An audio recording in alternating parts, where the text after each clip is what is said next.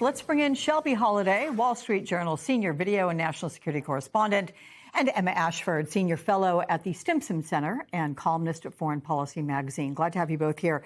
So, Shelby, you first. What's your sense of which way the president is leaning today? Is it towards continuing strikes, resuming them, I should say, or towards peace? I mean, what did he say? That if they misbehave or do something bad, what's the definition there? Right. I think he's faced with two things. If Iran escalates, if Iran, for example, attacks a U.S. Navy ship or its proxy group, the Houthis in Yemen, start attacking ships in the Red Sea, then the U.S. will respond. Mm-hmm. I think that's an automatic tripwire.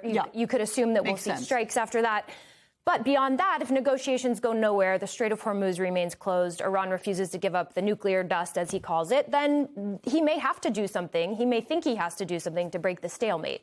And so he's faced with, do I escalate to try to de-escalate? Yeah. And I think that's what we hear him talking out loud about and thinking about right now. We know he was briefed last week on options by the U.S. Central Command commander, and there are options on the table should he choose to move forward. Mm-hmm. Now, keep in mind, as we've reported and others have as well, Iran has been digging out missiles and missile launchers from its tunnels since the ceasefire began. Mm-hmm. So both sides are rearming. We've heard Secretary Hegseth say many times, we're locked and loaded, we're ready to go at a moment's notice. And so it's not hard to see how this could really escalate. If there's a very quickly. Yeah. If there's a tripwire, if President Trump decides we need to do something more to get negotiations moving. So, Emma, how do you interpret Trump saying Friday that he's better off with no deal, and then Saturday saying he didn't say that? I mean, is it clear he's negotiating in good faith, or is he signaling he may not be prepared to budge on his demands? I think what we've seen from the White House is that they are sort of all over the map on this. 2-3 weeks back, when we saw J.D. Vance and others go out to Islamabad, it really seemed like the administration was engaging with the Iranians in good faith. And then over the last couple of weeks, as they have gone through with putting this blockade in place, they seem to have retreated back to this notion that if we can just hurt the Iranians a little more, then maybe we won't have to engage in negotiations. And so it seems to me that the White House really doesn't want any of this. They don't want this to escalate again. They don't want to take the deal that's on the table. And there really aren't any other good options. And so they're sort of grasping at straws. I think the blockade is the latest thing that they're grasping at, but it's not at all clear that it's actually going to produce any better results. But Shelby, the president said on social media that he, quote, cannot imagine Iran's proposals would be acceptable in that they have not yet paid a big enough price. Yeah. So what is the ultimate price then that Trump can ask or even force Iran to pay? That's a good question. Forcing them is a different thing than bringing them to the table and getting them to actually do it. But still, the U.S. wants Iran to stop enriching uranium and creating nuclear material. They want Iran to stop producing missiles, stop producing drones, stop funding proxy groups. There's a laundry list of things that the U.S. is asking that so far are unacceptable to Iran. And as we saw, there was a list of things Iran wants that are totally unacceptable to the U.S. Mm-hmm. What can the president force? He would have to use military force to go in at this point and get that nuclear material. And he's talked about it. And that still seems to be his red line. He said, we're going to get it one way or the other. He said that just a few days ago. He hasn't seemed to move off of that position. But it is something that you wouldn't just be able to fly in and get without Iran's approval. It would take a huge military effort to do that. So right now, the two sides are just so far apart. It's hard to see anything changing, specifically shipping traffic in the Strait of Hormuz. There was an attack earlier today. It's just very hard to see anything moving or changing without some sort of action. Emma, Jared Kushner, Steve Witkoff, J.D. Vance, to your point of 3 weeks ago, they've been more or less on the front lines of these in-person talks. But how serious are the negotiations if the Secretary of State is not playing a more prominent public role? Can these talks ever lead to a lasting peace deal, particularly after Iran said early on that they're not going to negotiate with Witkoff and Kushner? Yeah, I mean, one of the very interesting things about this entire process is that the Secretary of State has been almost entirely absent, not absent from perhaps the conduct of the war on this side of the Atlantic, but certainly absent from negotiations. He's not even necessarily going out and talking to allies. He's sticking very close to the president's side in social settings as well as in sort of briefings and meetings.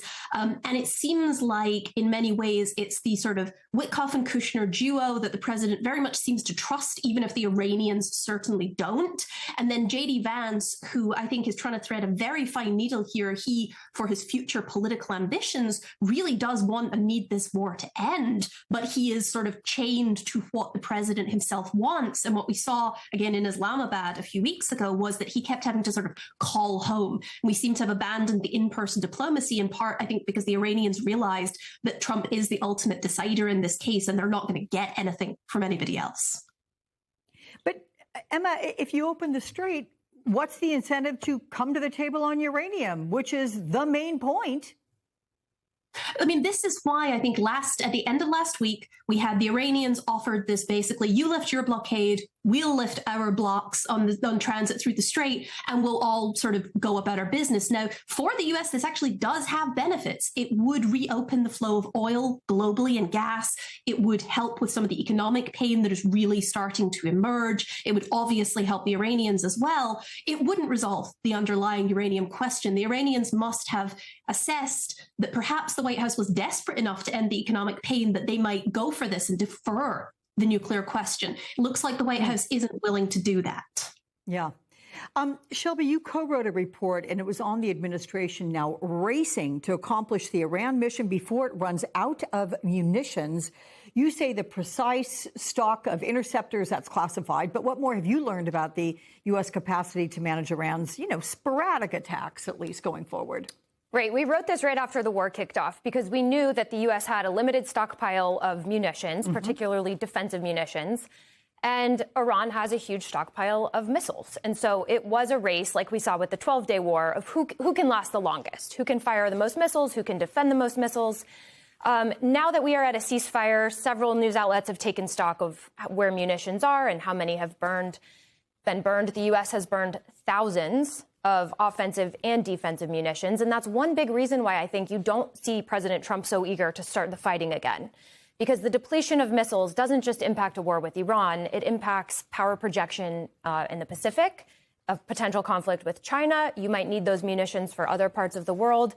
And the U.S. is really trying to focus more on the Western Hemisphere and the Pacific. And so to spend all of these munitions over in the Middle East is, to some analysts and some in the government, a problem.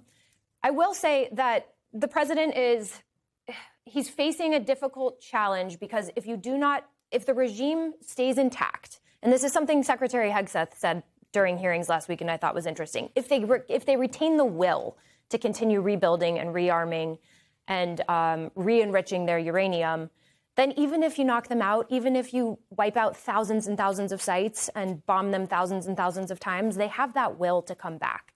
So this is potentially something the U.S. would be faced with and need to do all over again in just a few years. And that's another big concern. That is very much a concern, and we certainly don't doubt their determination. So Shelby and Emma, ladies, thank you both so much. Thank you.